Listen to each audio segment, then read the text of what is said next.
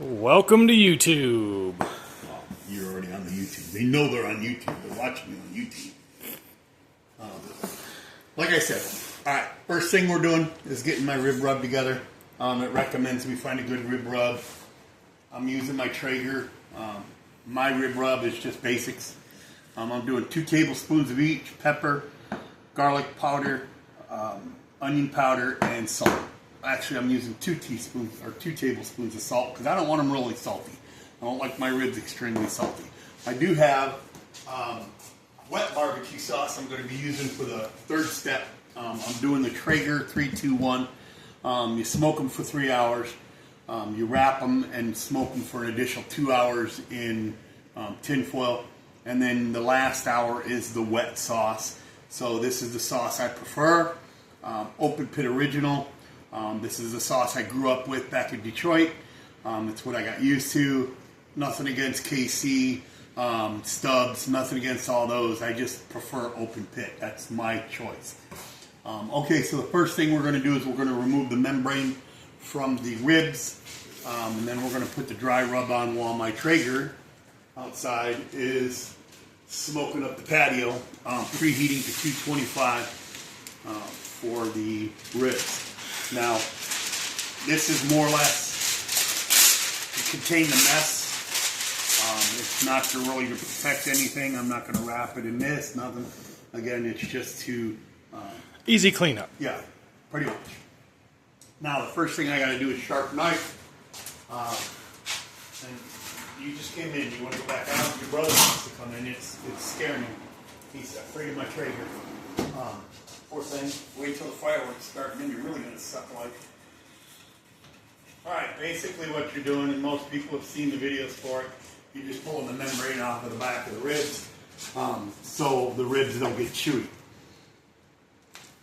So we make our incision, just cut along the plastic. Now, I've done this method quite a few times, and I find it's easier when you do the membrane. Take a couple of paper towels. Gives you a better grip on the membrane because the membrane does become slippery.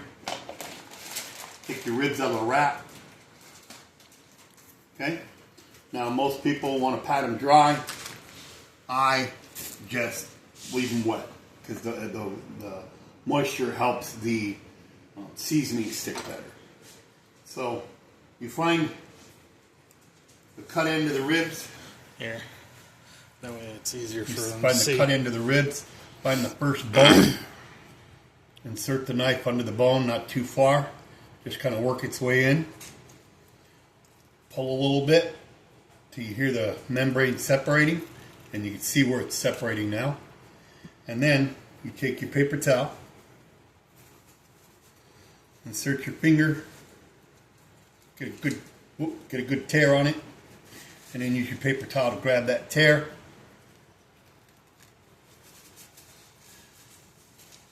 And then you just pull down. And you see the membranes coming off. That's basically what you're taking off of the ribs. That's what causes ribs to be chewy. So it didn't come off in one piece. So you struggle with it.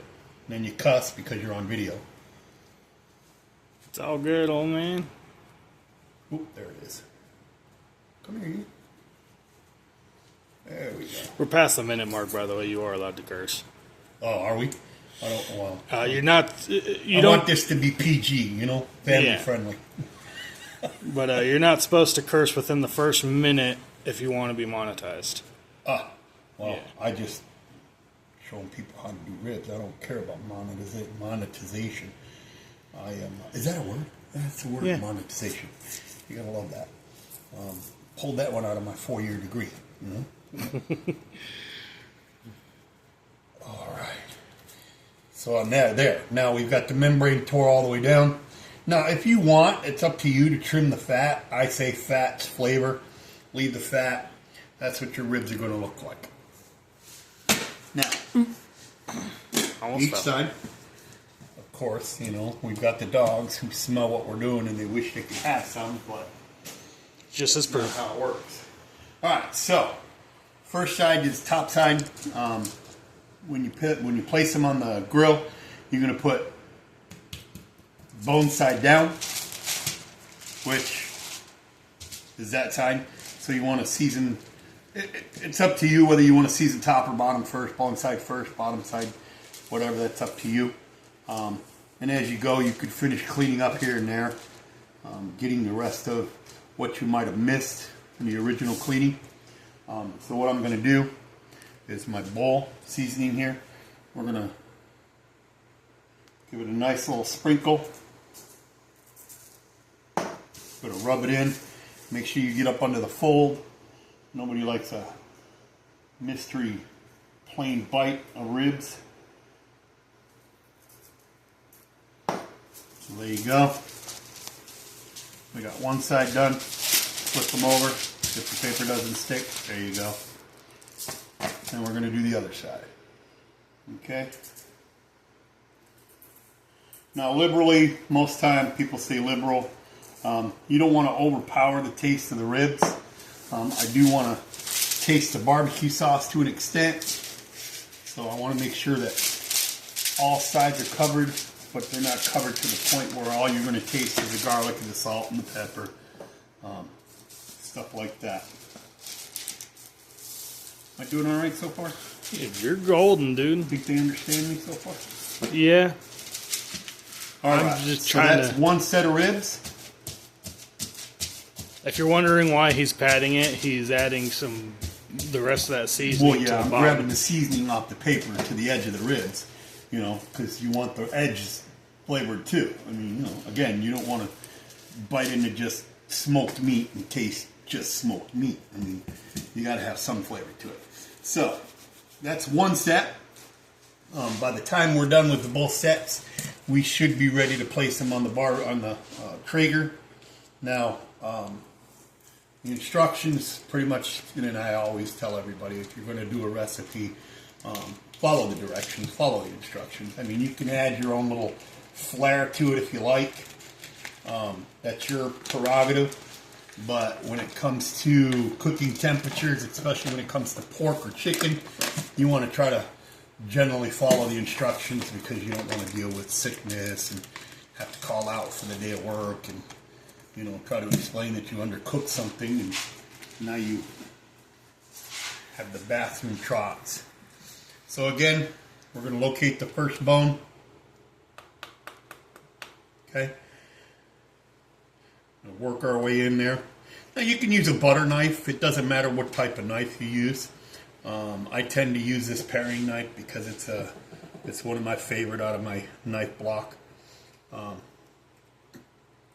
So I pretty much use it as a utility instead of just a paring knife. So there we go. You got your incision, whatever. Now you want to pull across, try to get all of the membrane off. Sometimes it is a little difficult. Ooh, bone sharp. That's sharp to the fingers. Get that out of my way. Thank you. Who turned on the water? It leaks like that. No, it doesn't leak like that. I accidentally hit it when I turned around. When I turned that one spigot over. It will not go for me. Okay. It's already shown to be tough ribs today, but we're going to show them who's boss. So we can get a little forceful in there. Reach in there and rip them out. Rip them right out. You good? It reminds me of that chicken guy you see. When he does his recipes. He gets violent. He gets aggressive. I shouldn't say violent. He gets aggressive. There we go. See? And the membrane pretty much peels right off. I mean, if you get a good grip on it, that's all it takes. And that's all there is to it. Make sure we got all of that behind there. So let's see if we got the light here in our way. That pretty much looks like we got it. Little bits and pieces here and there. See, in the paper towel, like I said, helps with the... Most people will use a tea towel or a dish towel. Paper towels, you can throw them away. I know, I'm killing trees, but, All right, that's that set. And again, depending on you, I mean, there's no specific order on which you want to season your ribs. It's up to you which side you start with. I want to make sure that I got everything off. Oh, how did they do that? A date tag inside the ribs. Good thing we caught that before we cooked it. Oh, it probably just came off of the wrapping when I opened it. Not a big deal. All right, the rest of my seasoning. We're going to spread a little more liberal on this set because we have more than I anticipated.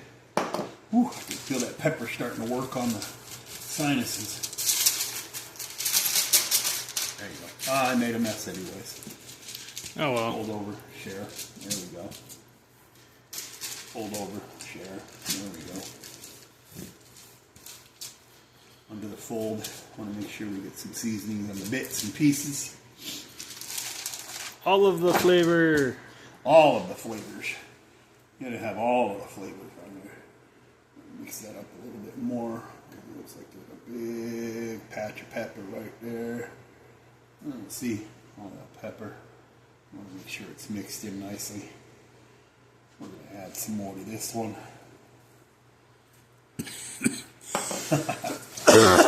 Yeah, you got a big whiff of that, didn't you? Oh yeah. Don't worry, I didn't cough on the ribs, chat.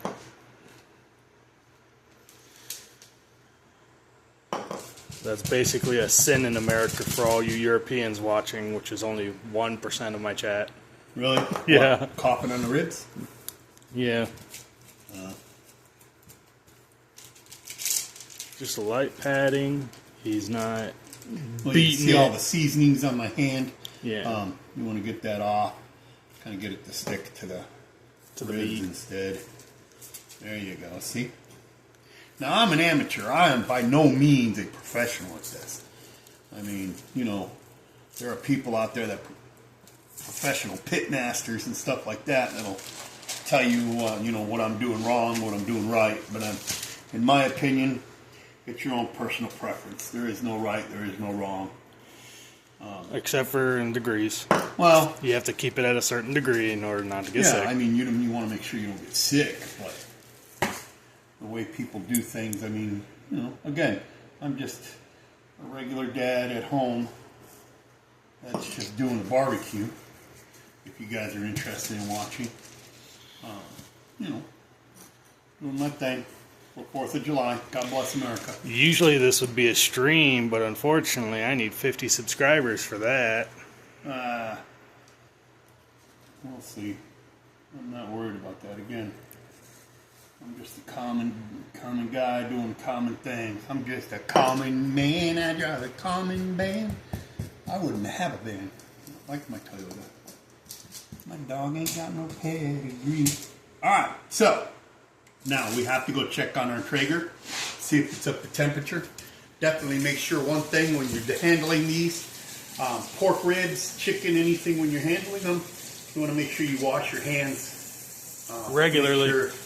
Make sure you wash your hands because you don't want to cross-contaminate anything, because today we're going to do homemade macaroni cheese, deviled eggs, corn on the cob. We're going to have a regular, good old-fashioned American 4th of July dinner. So, I don't want to use that.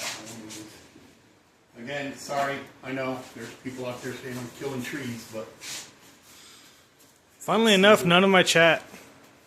well, God bless them. Anybody who has their preferences, you know, trees are important to our environment. Okay. All right, let's go check the temperature of the Traeger. Oh, they're going to come out. They're going to think that we're going to. Is this going to come out? Bear's not coming out.